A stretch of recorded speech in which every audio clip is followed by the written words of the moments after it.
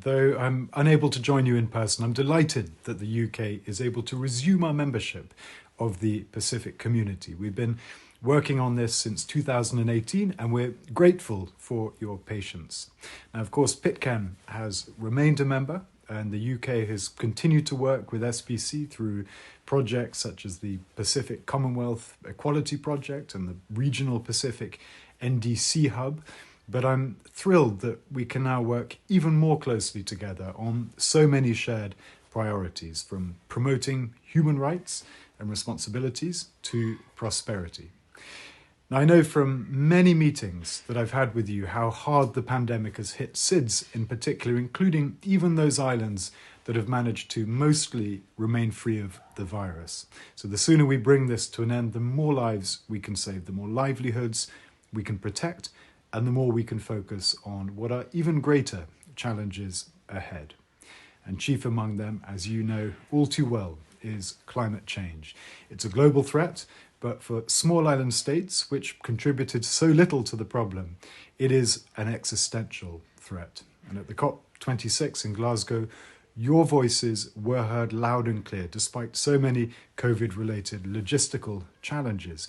And when you called for a step change in global action, your message was delivered with huge moral authority. And we also heard from the next generation, like the brilliant Brianna Fruin, who brought Samoa to Glasgow at the World Leaders Summit and spoke passionately about our shared global responsibility to ensure that the most vulnerable communities are not only protected, but that they're able to benefit from turning things around as well. It was specific voices that hammered home the need to keep within 1.5 degrees of warming and help communities adapt to become more resilient. You helped secure commitments for urgent action on every front, including the Paris Rulebook, finance, and just as importantly, access to that finance. And alongside new funding and programming, I'm delighted that the UK will be investing £100 million to respond to recommendations from the Task Force on Access to Climate Finance that we co-chair alongside Fiji. Now, it was the leadership of big ocean, big nature countries, including many of you, that meant that the UK presidency could make and win the arguments in favour of protecting and restoring nature as one of the most effective and cost-effective ways to tackle climate change and so many other challenges that we face as well.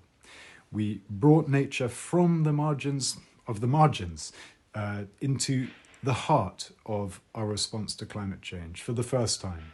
And as well as over 140 countries representing over 90% of the world's forests coming together to commit to halt and reverse forest loss and land degradation by 2030, the UK-led campaign to protect at least 30% of the global ocean by 2030 is now backed by 100 countries and counting. And many of you are part of that. I urge anyone who isn't, please, to join us.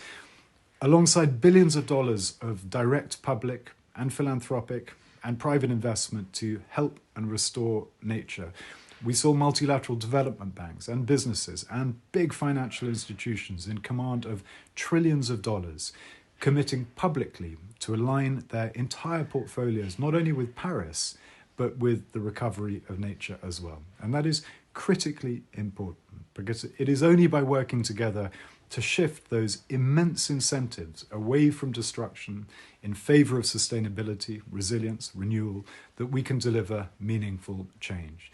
Those market signals, incidentally, have proven irresistible even to the more reluctant countries who simply couldn't ignore them.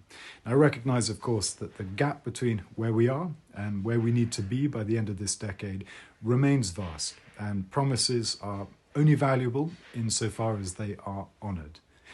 But combined, I do believe the commitments made at COP26 in Glasgow go far beyond anything we've seen before. And I think they can be the turning point we urgently need for our shared future.